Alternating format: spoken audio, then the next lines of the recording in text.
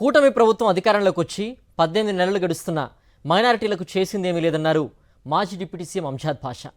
16 నెలలుగా ఇమాంలకు మౌజన్లకు గౌరవ వేతనం ఇవ్వడం లేదని మండిపడ్డారు. కబరస్థాన్లకు భూమి ఇస్తారని చెప్పిన చంద్రబాబు ఇప్పుడు పట్టించుకోవడం లేదని తెలిపారు. అబద్ధపు హామీలతో మైనారిటీలను చంద్రబాబు మోసం చేశారని అంజాద్ బాషా మండిపడ్డారు. మరి ఇవాళ ఈ కూటమి ప్రభుత్వం వచ్చి 18 మాసాలైంది. గతంలో జగన్మోహన్ రెడ్డి గారి ప్రభుత్వం దిగిపోయే నాటికి, ఎన్నికల కోడ్ వచ్చే నాటికి మార్చి వరకు మనము ఇమాంలకు మౌజన్లకు గౌరవ వేతనం వాళ్ళ అకౌంట్లో జమ చేయడం జరిగింది. అంటే ఈ ప్రభుత్వం 2019 జూన్లో అధికారులకు రావడం జరిగింది.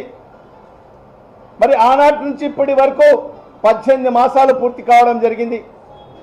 మరి గత ప్రభుత్వం యొక్క ఏప్రిల్ మేకు సంబంధించిన 2 మాసాలకు సంబంధించిన అరియర్స్ కలుపుకుంటే సుమారుగా 20 మాసాలకు సంబంధించిన గౌరవ వేతనము మరి ఆ ఇమాములు మౌజన్లకు దక్కాల్సిన పరిస్థితి ఉంటే, మరి ఈ కూటమి ప్రభుత్వం ఇప్పటి వరకు కేవలం 6 మాసాలకు మాత్రమే చెల్లించిన పరిస్థితి మనందరికీ తెలిసిన